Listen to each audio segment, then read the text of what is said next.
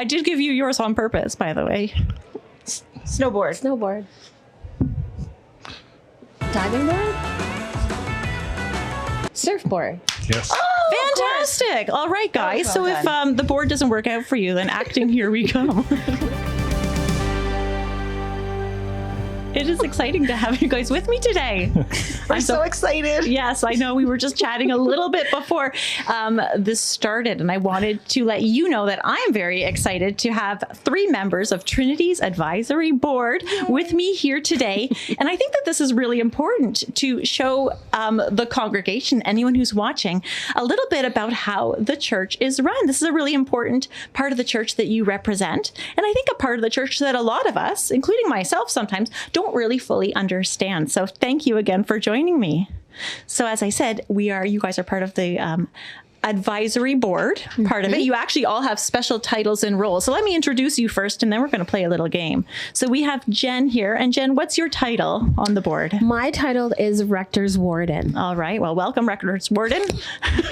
And Mandy, we have Mandy here. What's your special title on the board? I would be the People's Warden. Well, welcome, People's Warden. Thank you. And Deryck, you are also a member of the board and have a special title. And what is your special title? I'm the treasurer. Well, welcome, treasurer. So I've already thrown out the word board a few times. So you may have noticed when you walked into the studio that there's a piece of paper by your feet. Now, on that piece of paper is a word that ends with board, B-O-A-R-D, not to be confused with B-O-R-E-D, where this is a very exciting meeting here. And I would like to ask you each to look at your word and for one another, try to act out that word. They were not expecting this. No, we weren't. You were not. All right. No, I can guarantee you that these are all very familiar words to you. This is just more for fun. If we can't get it, then I don't know. I don't know. Someone out there online will get it, and maybe they can put it out in the comments for us. Okay. All right. Rector's Warden Jenn, would you be able to act out your word that ends with board for your... I think so. Yeah. You ready? Yeah.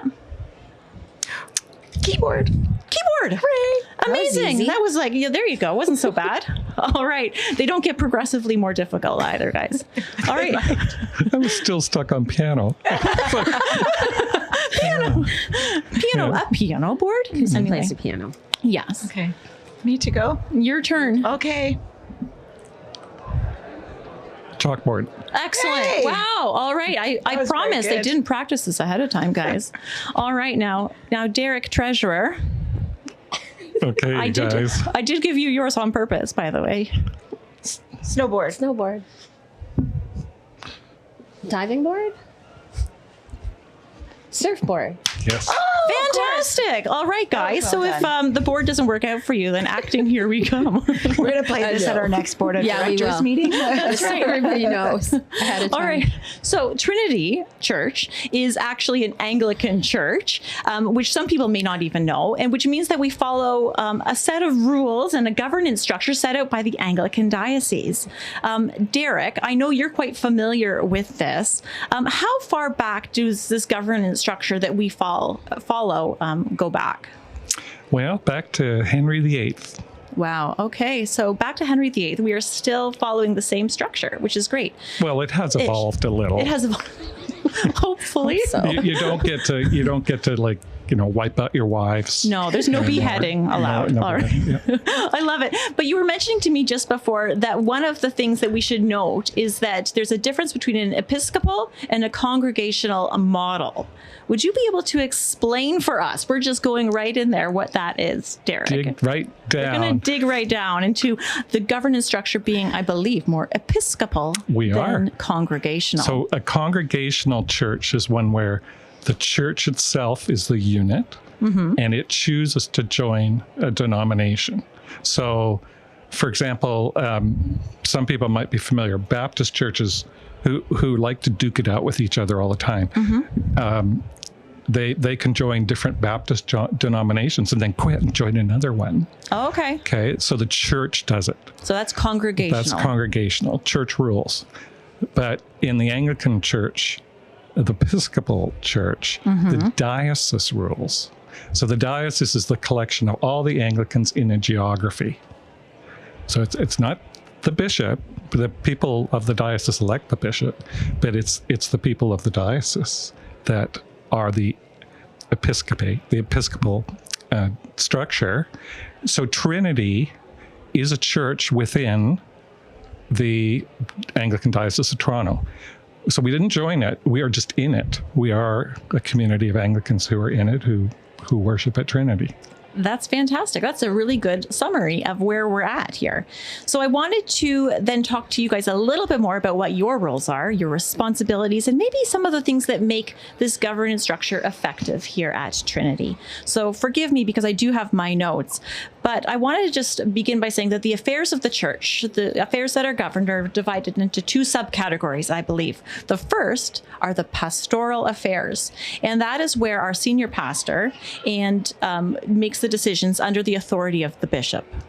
The second set of the affairs are called the temporal affairs, and that is where the senior pastor, or sometimes called the incumbent, as well as the two church wardens, work together as a unified body to oversee those affairs. So I mentioned the church wardens, and we've got our two church wardens here. So Jenn, specifically as the rector's warden, can you tell us a little bit about your specific role in that body? Well, my role is to work in tandem with the people's warden.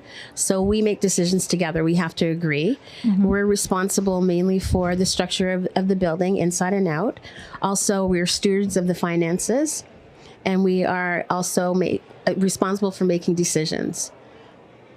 Amazing. All right. That's a very good. And why are you the rector's warden? What is specific about that? The only specific thing is that I'm appointed by the incumbent. Okay. Which is Rob. Wonderful. Yeah. All right. Now, Mandy, you are our people's warden. Can you tell us a little bit about, is there any difference between what you do with Jenn, or you can elaborate on that? There's not a whole lot of difference in terms of role or what we do, but how I came to be warden or how one comes to be a people's warden is where the difference is, in that it's through elections. So at our last vestry meeting, I was elected, and I also get to be the luckiest of the wardens because I get to spend time with the rector's warden and the treasurer. So it's pretty great. So you get the best of both worlds. I do. Hence why you're sitting in the middle here. That's right. You exactly. Now, as church wardens, it's my understanding that you also have the ability to appoint a treasurer, which we have right here, and you are the appointed treasurer, Deryck. Can you tell us a little bit about what you do here to serve Trinity in that role? So the treasurer's really got two big responsibilities. One is just to make sure all the money is secure and cared for and reported on and spent in the way that people expect it to be spent, have asked for it to be spent. So that's the one side, the safety kind of element. Mm-hmm. And then the other is financial management. So looking forward, forecasting what's going on with our money or what will happen, and the budget especially. And in that side, I just put a little shout out to Natalie, because as COO, she's the one who digs into the guts of the budget, and we work together to put it together. And then she's the one to make sure we spend it the way the budget says. Yes. And I'm just in a supervisory role, and that really there's nothing to my job, really. I've seen some of his budgets, and I've seen some of that, and there's a lot that goes into that. So you're probably not giving yourself enough credit. He isn't. But thank you, all of you, for the work that you do. But it's not just the three of you. I mentioned the advisory board, and there is this group of people who are even more than the three of you. And I'm wondering if, church wardens, you could tell me a little bit more about that advisory board that we have here at Trinity. Maybe, Jenn, could you just start out by telling us what is the advisory board and sort of how it works? So the advisory board is exactly what it says. It's an advisory board. So it's not like a board in a corporation. Okay. They're there to help guide us and to get involved in some of the decisions that we have to make. So on our advisory board, we have, of course, Rob, the two wardens, the treasurer, the secretary, COO, Natalie, and then we have 5 other people who are parishioners of the church. Okay, amazing. All right. And would you mind telling me, Mandy, just a little bit about when you meet and maybe the types of affairs or the types of issues that you deal with when you have your meetings? Yeah, so the 11 of us will typically come together once every other month. Okay. In person, we'll meet for a few hours, and we will begin every single meeting with a devotional where we talk about matters of the heart and we pray together. I mean, keeping in mind that we are here because of our love and our care for the church and how we choose to be together as a church family. So we hold that prime and center as we begin, and that's how we conclude. We conclude in prayer as well. During the in-between, we spend time thinking about what is happening across the church. So for example, we will be looking at the operations. We will be talking about the finances. What are some other potential issues that may come up with regards to occurrences as we plan for summer, as something may or may not be going wrong with the actual brick and mortar of our building. Some of these things just kind of tend to pop up, and we need to think about how we respond in care. And that response in care comes not only to the physical building, but to the people. And so sometimes there are just things that we need to think about as it responds to the greater needs of the church community. Thank you. Now, Jenn, you've been on the board for a few years now. What do you think makes the board successful when you have your meetings? I think it's the diversity that we have.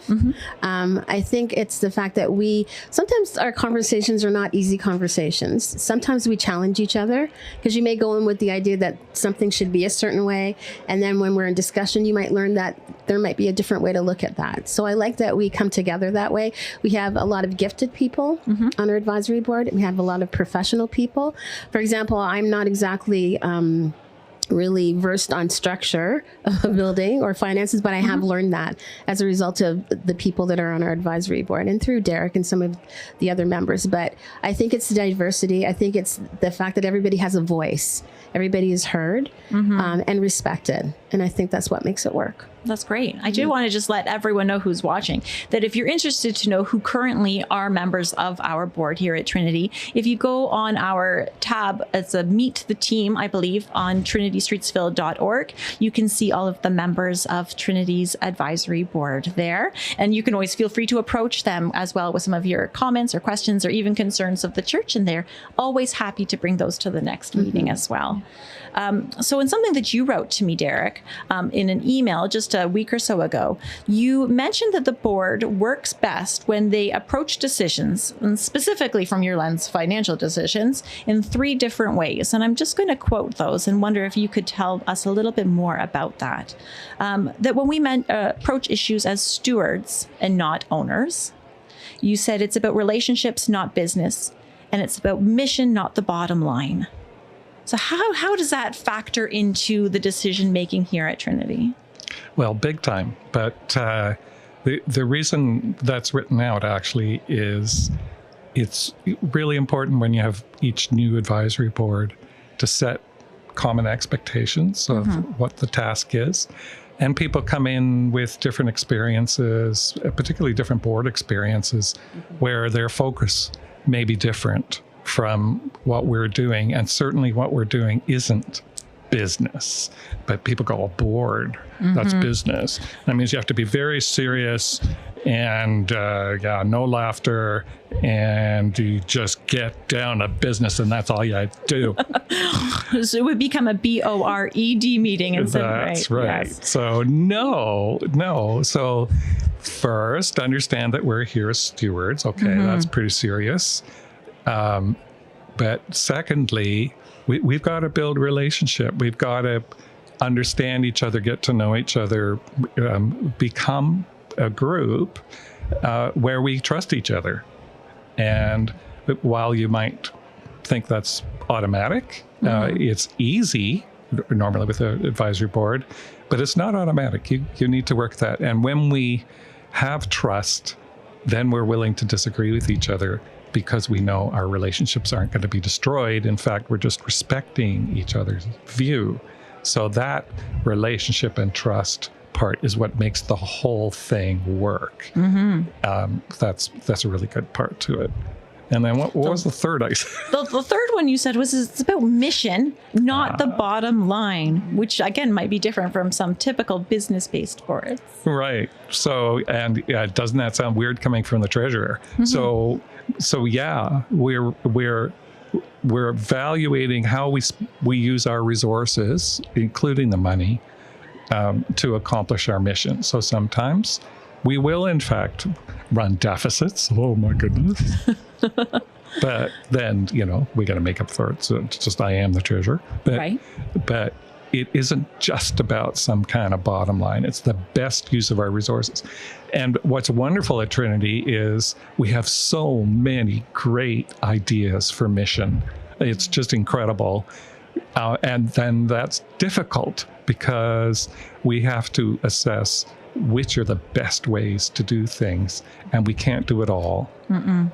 But as people increase their giving and as more people are giving, we're getting more resources and we're getting to do stuff. And I think most people who are here would be hard pressed to list all the different things we do and we put our resources into it. It's just amazing. So that's our mission. I love that. Thank you very much. Now, we actually just have a few minutes left. And I just wanted to, when I was going through notes again on advisory boards, I'm going to throw this out, and perhaps, Deryck, you'd be the one to want to answer these questions, is there's a few Anglican terms that sometimes come up. And I think that sometimes they go over people's heads because they're terms that not everyone's familiar with. So I'm going to throw out 3 terms, and I'm wondering if you could just define them in everyday language for us. So the first one is synod. There's an SYNOD word that is thrown around sometimes in our Anglican church. And I'm wondering if you could explain what that is and how that works, Deryck. Yes, and when people first see it, SYNOD, they pronounce it synod. So then they're not an Anglican. Okay, all right. And the problem with all these terms is that they're actually it's not healthy in the sense that they separate us from other people. So in fact, at our meeting this week, we were talking about how to get rid of some of that stuff so it's not a barrier. But anyway, synod comes from the Greek and it means assembly. And the synod is just a meeting of the collective Anglicans in our diocese. Right. So we send people to the synod as to do all the other churches, and that's where all the decisions are made. And I mean, in fact, when we want to change our tenant in our building here, we actually get the approval of a synod meeting. So that's how we work. Love it. All right. And I've got one more word for you. And if anyone else would like to jump in, I don't want to put this just on Deryck, but I know he's not going to say no. He's very good at it. He loves it. So. And this is off script as well. But the word that is going to be used is the incumbent. Incumbent. I think I'm now just asking questions that are personal to me. But we sometimes use the word the incumbent. And who is the incumbent and what is the incumbent? Okay, so the incumbent is the priest in charge of the particular congregation. So it's Rob. The incumbent is appointed by letter by the bishop. Okay. So sometimes we'll have a minister here for a year, and it's working out, and congregation's happy with them, bishop's happy with them, and the bishop will say, okay, I will appoint you the incumbent. And before that, they didn't actually have that same authority and the rights that come with being an incumbent. And no, I won't go into the details of an incumbent's rights, but it does matter. It's in the legal, but as a congregation member, like, it's Rob, man. It's Rob. So perfect. All right. And then the last word I want to mention, only because Mandy, you brought it up in your description of being the people's warden, was the vestry. So you mentioned that we have a vestry meeting. So would someone like to tell us what is a vestry? So it is one of the stupidest words. This really goes back all the way back. But anyway, So the vestry is a room where you put your vestments on, and the vestments are the robes and stuff that the priests would wear. Right.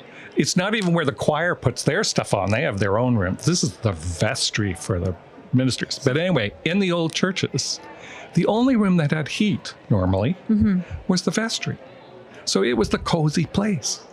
So when they would have meetings, they would all crowd into the vestry because then they didn't freeze to death. So after a while, they just called a meeting in the vestry, a vestry meeting. And that word has stuck.